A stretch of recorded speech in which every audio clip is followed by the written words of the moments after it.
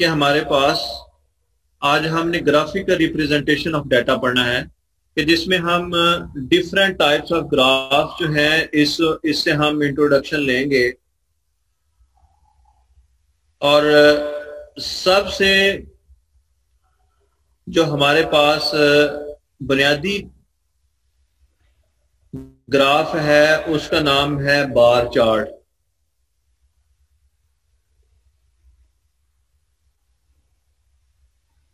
Bar chart. और ये कुछ कॉमन यूजेस ऑफ ग्राफ्स दिए हुए हैं, ये आपने याद करने हैं। मसलन ये है कि हमें डाटा को प्रेजेंट करते हैं क्विकली और हम जो है वो क्विक डिसीजन कर सकते हैं, ग्राफिकली विजुलाइज कर सकते हैं डाटा को थ्रू ए ग्राफ। तो ये कॉमन यूजेस ऑफ ग्राफ्स ये आप अपने नोट्स में भी ऐड करेंगे। और जो सबसे कॉमन जो हमारे पास टाइप ऑफ ग्राफ है वो है सिंपल बार चार्ट।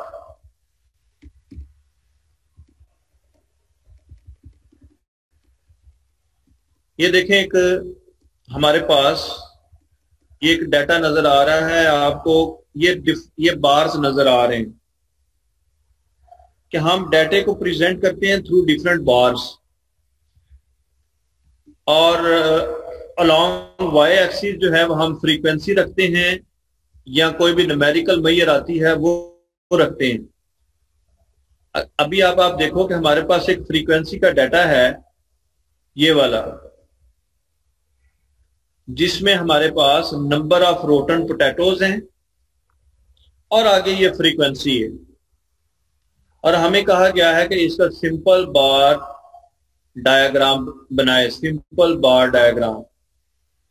ये देखें, ये बेसिकली लाइन आपको नजर आ रही है, लेकिन इसमें आपने करना ये है कि आपने बार्स बनाने हैं जिस तरह मैंने आपको नीचे दिखाए हैं।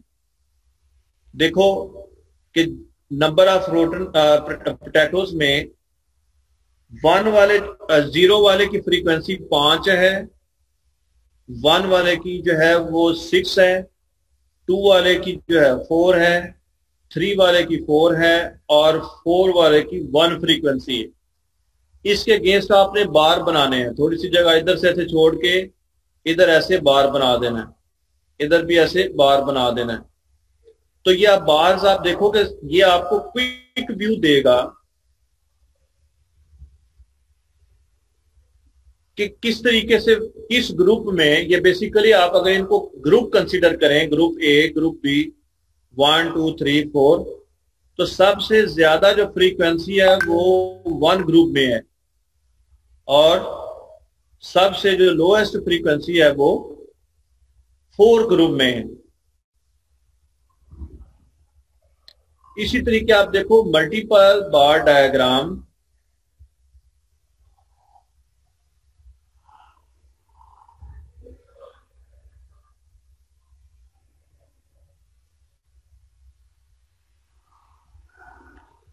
मल्टीपल बार डायग्राम में आप क्या करते हो कि एक ही कैटेगरी के अगेंस्ट एक से ज्यादा बार्स बनाते हो। सिंपल बार में तो आप सिर्फ एक कैटेगरी ए है, बी है, सी है, उसके अगेंस्ट जो है वो आप बार्स बना देते हो।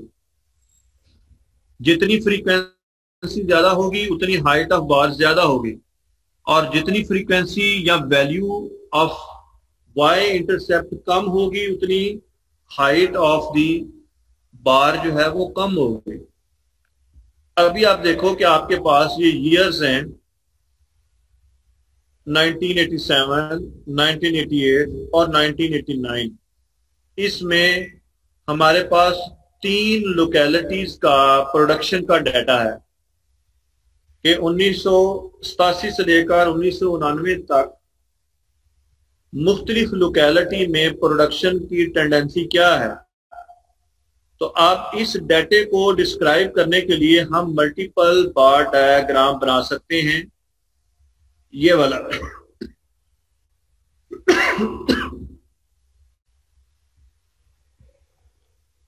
देखिए, ये हमारे पास 1987 में जो डिफरेंट लोकेलिटी की प्रोडक्शन रही, लोकेलिटी 1, लोकेलिटी 2, लोकेलिटी 3।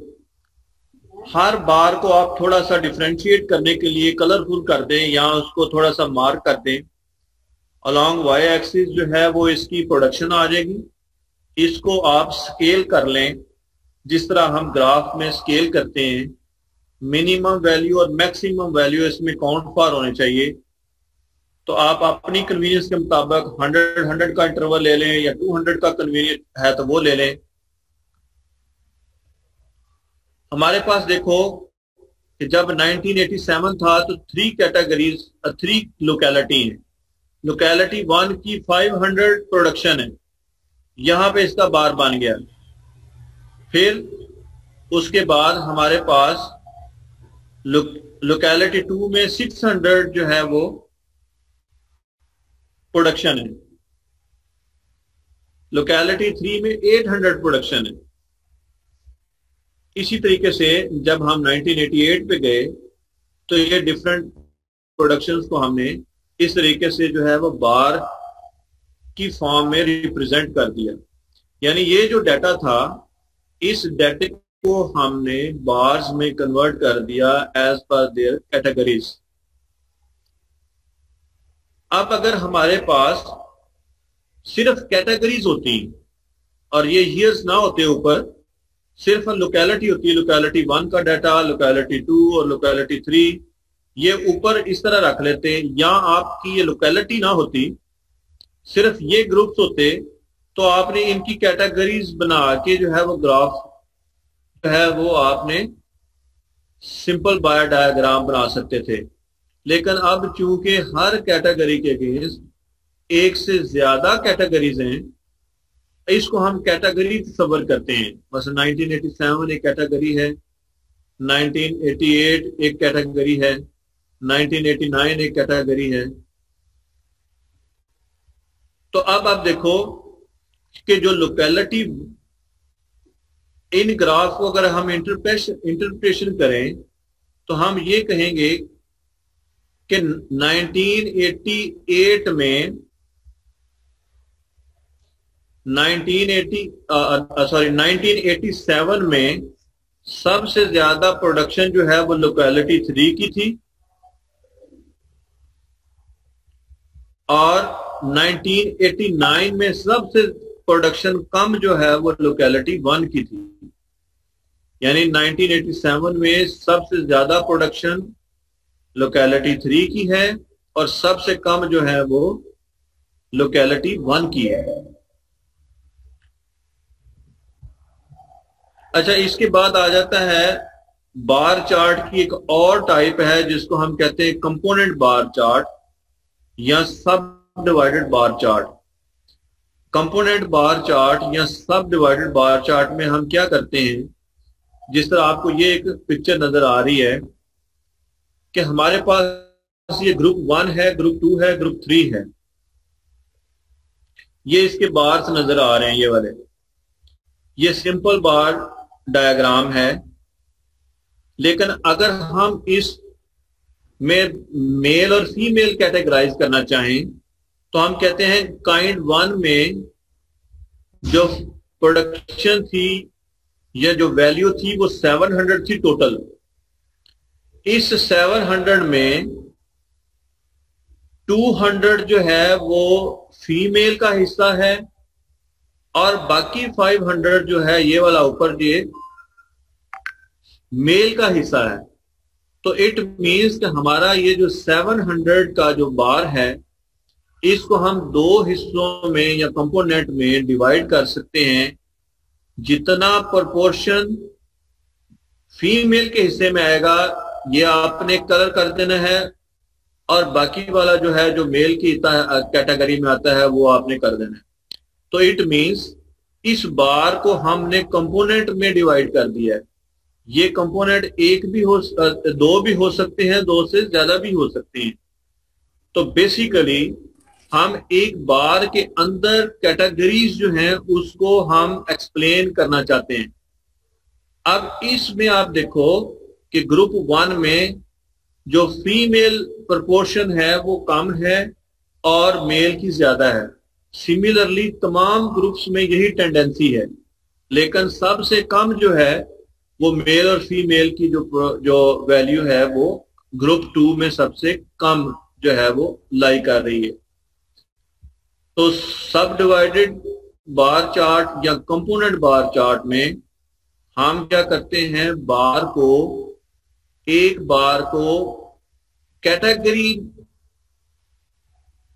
को मद्देनजर रखते हुए कंपोनेंट में डिवाइड करते हैं। जी, इसकी समझ आ गई आपको? Yes sir. यस सर, आ गई समझ। अब इसी से मुतलका जो है अभी हम बार चार्ट को डिस्कस कर रहे हैं। बार चार्ट रिपीट कर देंगे। अच्छा जी, थोड़ा डिस्कनेक्ट हो गया था जी। इसमें देखिए सादा सी बात है कि हमने पहले सिंपल बार चार्ट पढ़ा, हर कैटेगरी के अगेंस्ट एक बार खड़ा कर देंगे आप। फिर हमने मल्टीपल बार चार्ट आपको बताया कि हर कैटेगरी के अगेंस्ट एक से ज्यादा बार फॉल करते हैं।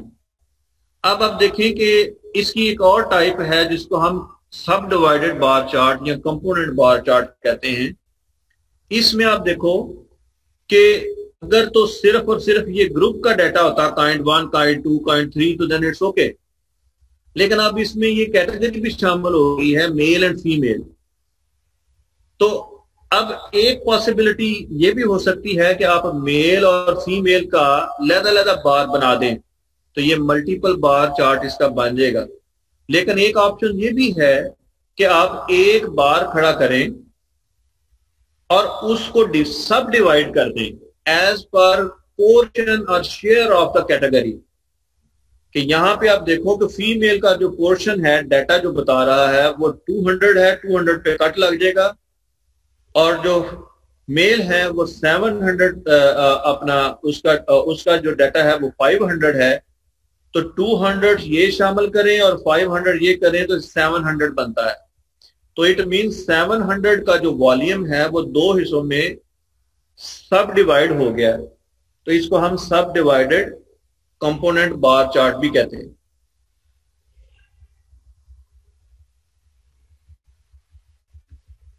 आगे आ जाए, एक बार चार्ट की एक और टाइप है जिसको हम हिस्टोग्राम कहते हैं।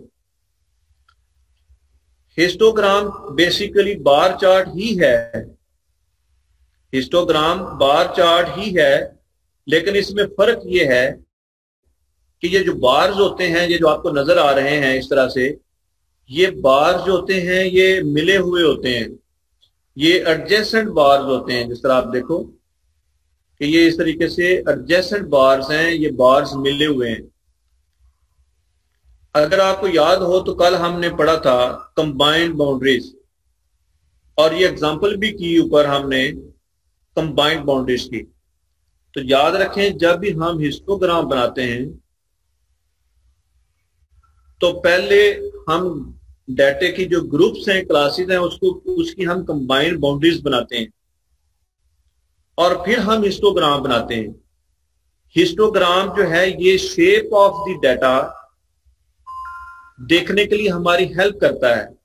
इससे हम नॉर्मल कर्व भी ड्रॉ करते हैं कि हमारा डाटा पॉजिटिवली स्क्यूड है, नेगेटिवली स्क्यूड है, यानी डाटे की क्या डिस्ट्रीब्यूशन है। तो हिस्टोग्राम बनाने के लिए हम बनाएंगे बार ही, लेकिन हर बार जो है आपस में मिला हुआ होगा। ये देखें ऊपर हमारे पास ये एक क्लास है, इधर फ्रीक्वेंसी आ जाएगी और आप देखें लोअर कंबाइंड बाउंड्री शुरू हो रही थी 8.5 से 85.5 से और जा रही है 90.5 पे। अब अगली क्लास जो है वो 90.5 से ही शुरू हो रही है और जा रही है 95.5 पे।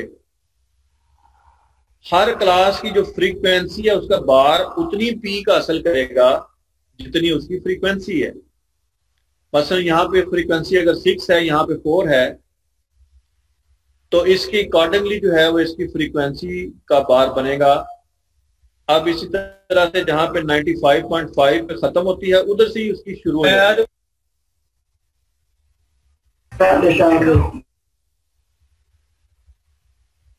ये देखें कि आपके पास ये ऊपर एक अपना हमारा डाटा था कि हमने कंबाइंड बाउंड्रीज बनाई।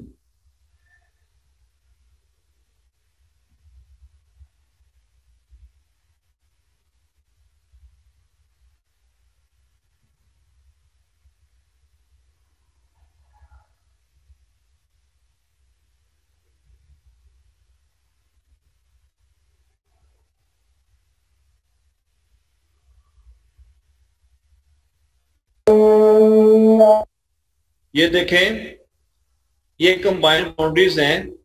85.5 से शुरू हुई, 90.5 पे खत्म हुई, फिर 90.5 से शुरू हुई, 95.5 पे खत्म हुई। साथ इनकी ये फ्रीक्वेंसीज दी हुई हैं और ये कंबाइंड बाउंड्रीज हैं। इसका हम हिस्टोग्राम बना रहे हैं। जहां पे पहली लिमिट खत्म होगी अपर क्लास की, वहीं से दूसरी शुरू हो जाएगी। बार ऑफ द फ्रीक्वेंसी उतना मूव करेगा आप जितना इसकी फ्रीक्वेंसी।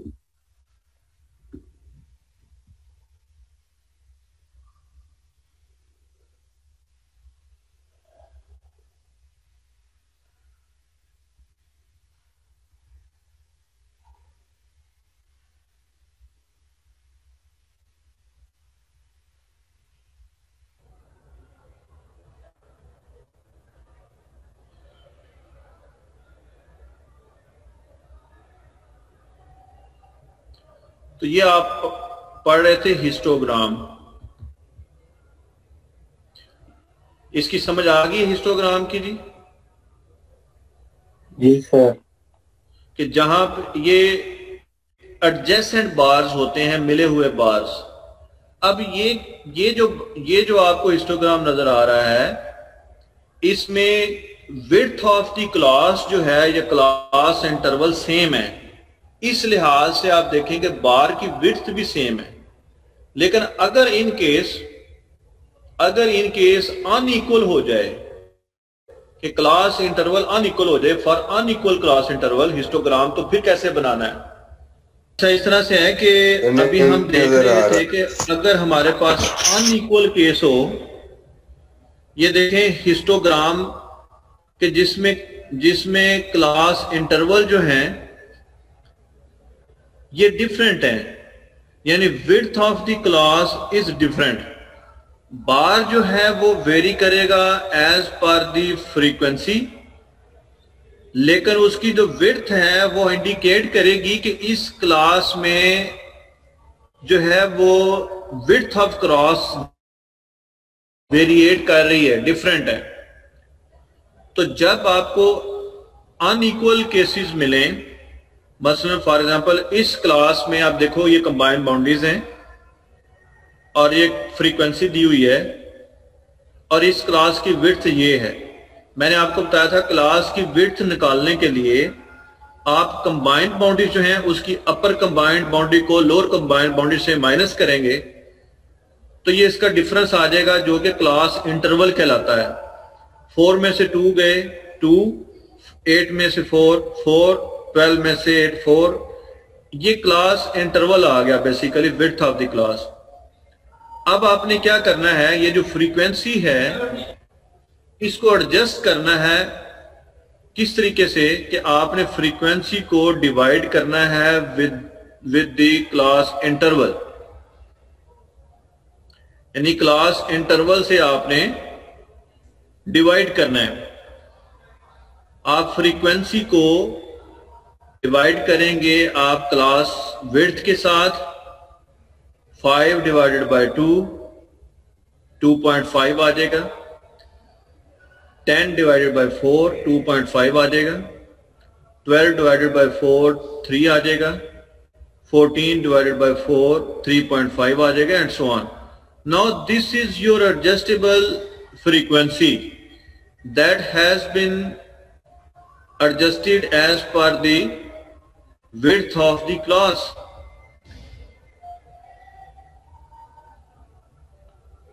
तो अब आप देखो, जो फ्रीक्वेंसी आप प्लॉट करोगे आप ये वाली करोगे 2.5, 2.53 एंड सो ऑन। अब आपने अनइक्वल केस में ये वाली फ्रीक्वेंसी लेनी है और ये इसकी विड्थ लेनी है। मसलन आप देखो कि 2.5 जो है वो पहली क्लास की जो है वो फ्रीक्वेंसी है और इसकी जो विड्थ है वो 2 है, यानी आप अंदाजन से थोड़ा सा डिफरेंस छोड़ दें 2 का। लेकिन इसी तरह से अगली जो फ्रीक्वेंसी है वो भी 2.4 है, लेकिन उसकी विड्थ जो है वो 4 है, तो 4 तक जाएगा। फिर इसकी विड्थ भी 4 है लेकिन फ्रीक्वेंसी इसकी जो है वो 2.5 है। तो ये इस तरीके से आप देखो कि विड्थ इन तीनों की सेम है, क्योंकि इसका जो इंटरवल है वो भी सेम है, लेकिन जो इसकी फ्रीक्वेंसी है वो इस तरीके से अप एंड डाउन मूव कर रही है। So in case of unequal data class intervals, अगर हमें हिस्टोग्राम बनाने के लिए आ जाए तो फिर हमने पहले उसकी फ्रीक्वेंसी को एडजस्ट करना है by dividing the frequency with the class interval, और उस फ्रीक्वेंसी को फिर इधर प्लॉट करना है, और ये जो बार्स हैं इनकी विड्थ एडजस्ट करनी है एज पर दी क्लास इंटरवल, ताकि ये इंडिकेशन आ सके कि इस क्लास जो डाटा है क्लासेस का वो भी वेरिएट कर रहा है।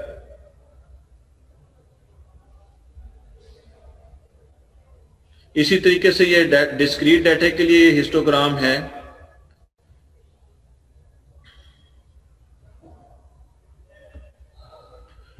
अच्छा जी, आज के लिए इतना ही काफी है, लेकिन जो आपने काम करना है, एक तो ये जो मैंने ग्राफ बनाए हैं ये सारे बनाने हैं, और सेकंडली एक मैं आपको वीडियो अभी शेयर करूंगा पाई चार्ट की।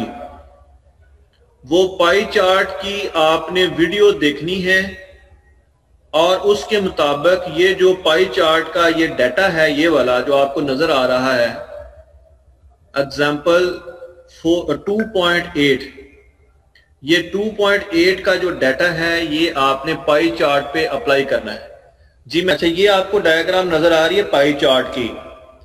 एग्जाम्पल 2.8 का डाटा आपने लेना है। मैं अभी आपको वीडियो शेयर करूंगा, वो आपने मुकम्मल सुननी है और उसके बाद इस तरह की पाई चार्ट आपने बनाना है। और जो मैंने आपको अभी एग्जाम्पल दी हैं वो एग्जाम्पल भी सारी करनी है, और उसके मुतलका जो कुछ क्वेश्चन जो हैं वो मैं आपको यहाँ पे पॉइंट आउट कर देता हूँ एक्सरसाइज में से। उसके मुतलका आपने वहां से डाटा लेकर आप उसको प्लॉट करना है। मसलन फॉर एग्जांपल ये एक डाटा दिया हुआ है क्वेश्चन नंबर 2.5 का, तो इसका जो है वो आपने सूटेबल ग्राफ बनाना है, और ये बनेगा मल्टीपल बार डायग्राम। देखो, 2 ग्रुप्स हैं और हर ग्रुप के अगेंस्ट जो है वो 5 कैटेगरीज हैं। लिहाजा फैमिली ए जो है वो आप लॉन्ग एक्सिस रखोगे और फैमिली बी भी लॉन्ग एक्सिस रखोगे, और उसके अगेंस्ट आप जो है वो 5-5 बार्स इन कैटेगरीज के बनाओगे। तो मल्टीपल बार डायग्राम आपने बनानी है 2.5 के लिए।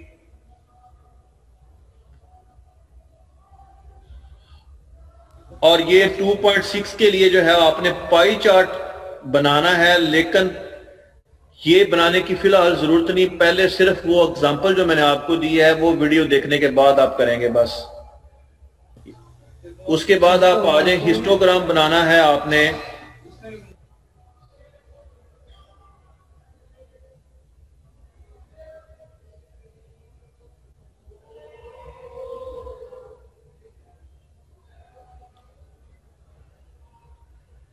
ये बार डायग्राम्स बनानी है 2.14 के लिए। सब डिवाइडेड बार डायग्राम बनानी है, कंपोनेंट बार जो है वो 2.15 के लिए।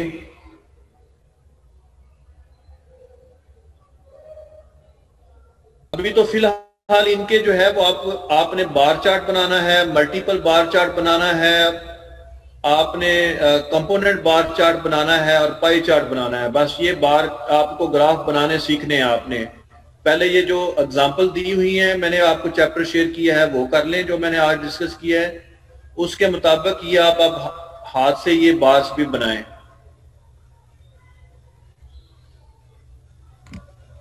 ठीक है, जैसे हम आगे क्वेश्चंस आगे जब आएंगे हम आगे न्यूमेरिकल कैलकुलेशंस में, तो उसके फिर आपको सॉल्यूशन भी शेयर कर देंगे, अभी जरूरत नहीं है। ओके सर जी, ठीक है सर। हाँ जी, अभी सिर्फ और सिर्फ ये सिंपल बार डायग्राम, मल्टीपल बार डायग्राम, कंपोनेंट बार, सब डिवाइडेड बार ग्राम, पाई चार्ट और जो है histogram for group data, for ungroup data जो है ये आपने करना है। ठीक है।